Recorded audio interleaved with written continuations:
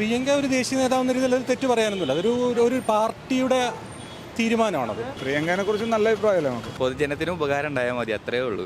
ഉപതെരഞ്ഞെടുപ്പുകൾ ഒരു തരത്തിൽ അത് സമയം വേസ്റ്റ് ആക്കുന്ന ഒരു പരിപാടിയാണ്. പ്രിയങ്ക ഗാന്ധി വയനാട്ടിൽ നിന്ന് ജനവിധി തേടാൻ പോകുന്നു. രണ്ടാമത് ഒരു ഉപതെരഞ്ഞെടുപ്പിന് കൂടി വയനാട് സാക്ഷ്യം വഹിക്കാൻ ഒരുങ്ങുന്നു. പ്രിയങ്ക ഗാന്ധിയുടെ ഈ വരവിനെ കേരള ജനത എങ്ങനെയാണ് നോക്കിക്കാണുന്നത്? നമുക്ക് ജനങ്ങളോട് തന്നെ ചോദിച്ചറിയാം.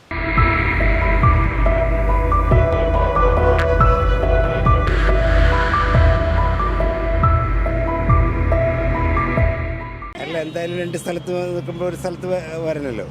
അപ്പോൾ പ്രിയങ്ക ഗാന്ധി രാഹുൽ ഗാന്ധിയേക്കാൾ ഭൂരിപക്ഷത്തിന് വരും. നല്ല അഭിപ്രായമല്ലേ.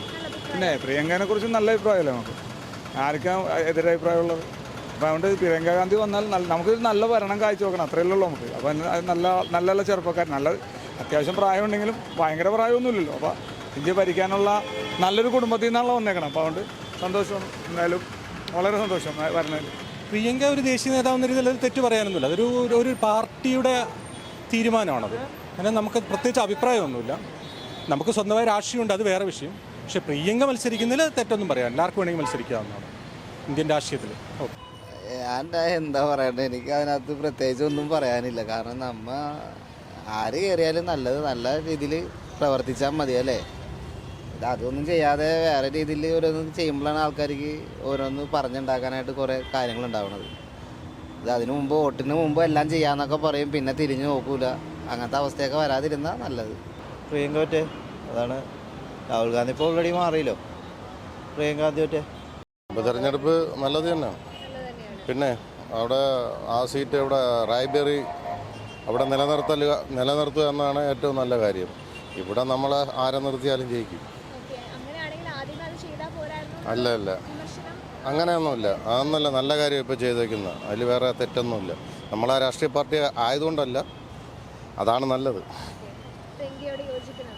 പിന്നെ വളരെ 100%. പൊതുജനത്തിന് ഉപകാരം ഉണ്ടായാൽ മതി, അത്രേ ഉള്ളൂ. നല്ല ടീം വരട്ടെ, നല്ല ഭരണം ഉണ്ടാവട്ടെ. എൻ്റെ അഭിപ്രായത്തിൽ പ്രിയങ്ക ഗാന്ധി രണ്ടാമത് മത്സരിക്കുന്നതോട് യാതൊരു എതിർപ്പുമില്ല. പുള്ളിക്കാരത്തി ഇപ്പം പാർട്ടിയുടെ ഡിസിഷൻ ആയിരിക്കും മേ ബി. ആ ഡിസിഷൻ എടുത്തു കഴിഞ്ഞപ്പോഴത്തേനും അക്സെപ്റ്റ് ചെയ്ത് പുതിയൊരാളെ നമുക്ക് ഇൻട്രൊഡ്യൂസ് ചെയ്യാം എന്നുള്ളൊരു ഡിസിഷനിലേക്ക് അവരെത്തിയതായിരിക്കും. ആ ഡിസിഷൻ ഓക്കെയാണ്.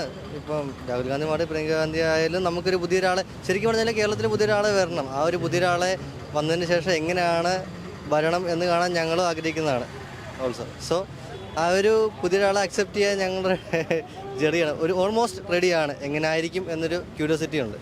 എൻ്റെ അഭിപ്രായത്തിൽ ഉപതെരഞ്ഞെടുപ്പുകൾ ഒരു തരത്തിൽ അത് സമയം വേസ്റ്റ് ആക്കുന്ന ഒരു പരിപാടിയാണ്. കാരണം എന്താ വെച്ചാൽ ഞാൻ ഉൾപ്പെടെ ഇപ്പം എൻ്റെ മണ്ഡലം എന്ന് പറയുന്നത് വയനാടാണ്.